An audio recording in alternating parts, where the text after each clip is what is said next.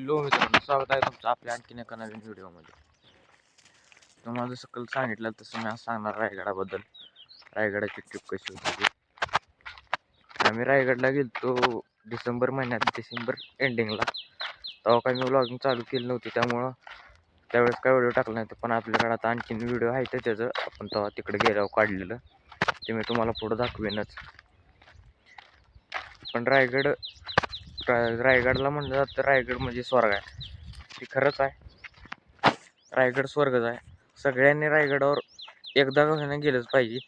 मला काही घरची पाठवत नव्हती, पण मी असंच गेलतो.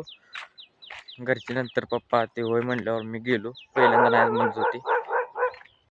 घरची नाही म्हणायची कारण मी घरातला बारका आहे. आजपर्यंत कुठं बाहेर गेलो नाही मी एकटा म्हणजे यावेळेस मित्रांसोबत गेलतो. 5-6 मित्र होती. ते नंतर इथलं घराजवळचा एक भाव लागते असं त्यांची गाडी करून गेलतो. त्यामुळं घरच्यांनी सोडलं. पण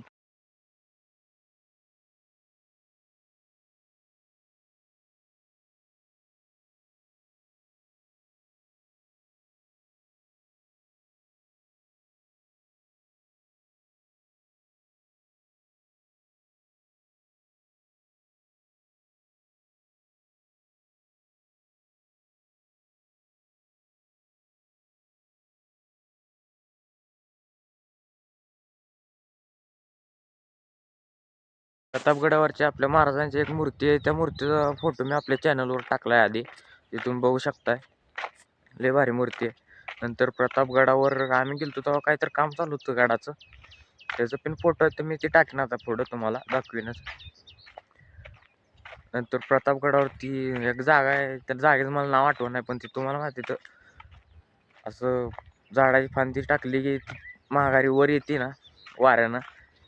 ती पण लय भारी बघण्यासारखं आहे सगळं. आणि गडांवर जाताना व्ह्यूज एवढं भारी येतं ना खाली, तुम्हाला वाटेल बरं झालं आलो. लय मस्त गड आहेत. रायगडावर सगळं टकमकटोक, आपल्या महाराजांच्या मूर्त्या, नंतर महाराजांच्या रायगडावर भरणारी जुनी बाजारपेठ, सगळं एक नंबर आहे. आधीच्या काळी पण आता आपल्या बाजारपेठ भरते त्यापेक्षा भारीच होतं. मी ह्याच्या आधी पण गेलतो, पण बारक्यापणी एक पहिलीत असताना गेलो असेल सहलीला. पहिली नाही, चौथीत असताना. पण तेव्हा काय एवढं कळत नव्हतं. आता मित्रांसोबत गेलतो, सगळं समजलंय, गेलो. आणि जायला असा पण काय लय जास्त वेळ लागत नाही. आम्ही संध्याकाळी 10-11च्या दरम्यान निघलेलो सांगोलमधनं. सकाळी 5 वाजता आम्ही रायगडावर पोचलो. 5:30 वाजेपर्यंत आम्ही गड चढायला चालू केलं. नंतर 7:30 ते 8 वाजता रायगडाचा दरवाजा उघडते, बंद असते दरवाजा. नंतर वर जायचं, फिरायचं. आम्ही जवळपास 11-12 वाजेपर्यंत आम्ही माघारी खाली आलतो. त्यामुळं एवढं पण काय नाही. पण कधी पण गेला रायगडवर तर कधी रोपवेनं जायचं नाही. गेलं तर चालतच जायचं, चढत पायऱ्या, आणि यायचं पण खाली उतरून चालतच. त्यातच मजा आहे. रोपवेनं जाण्यात काय मजा नाही. आम्ही 12 वाजेपर्यंत खाली आलो. खाली आल्यावर जरा आता प्रतापगडाकडे जायचं ठरवलं. जाताना गेलो, थांबलो एका वॉटर पार्कमध्ये थांबलो. तिथं जरा तासभर मजा केली. दमलेलो गड चढून उतरून. नंतर जरा जेवण केलं, लगेच प्रतापगडावर गेलो. प्रतापगड तर काही एवढा असा ह्याच्यासारखा नाही, म्हणजे चढायसारखा रायगडासारखा. रायगड लय मोठा आहे, त्यामुळं प्रतापगडावर काय एवढं झालं नाही. आमचं पाय लय बेकार दुखलेलं, पण मजा आली एकदम. बघण्यासारखं गड आहे तर वाटायला लागलं बरं झालं आलो.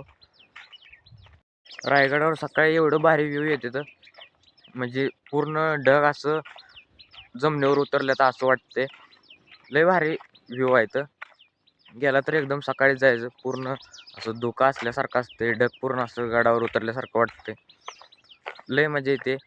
आम्ही गेलतो एकदम हिवाळ्या टायमाला, थंडीत. लय बेकार थंड वाजत होती, पण मजा आली एकदम. मित्र होती, एकदम मस्ती मजा करत गेलो. तिथं रायगडावर सगळं बघितलं. आपल्या महाराजांची समाधी ती पुढं मी फोटो टाकेनच तुम्हाला. नंतर प्रतापगडावर गेलो. प्रतापगडावर जरा फोटो काढले, तर फोटो पण आहे, तर फोटो पण टाकतो. आणि सगळ्या गडांचे बांधकाम एवढी मजबूत आहे ती, किती तर 100 वर्ष झाली आता सगळी. आणखीन हाय असं थोडं सुद्धा आणखीन वाटत नाही आता ही पडल बिडल आणखीन असं सुद्धा वाटत नाही. आता जे आपली घरं नीट 10 वर्ष सुद्धा टिकत नाही ती त्या गडांना किती 100 वर्ष झाली तरी पण हाय अशी आहे ती आणखीन आणखीन ते पुढं असंच राहणार आहे ती. तर चला मग दाखवतो तुम्हाला रायगड आणि प्रतापगड.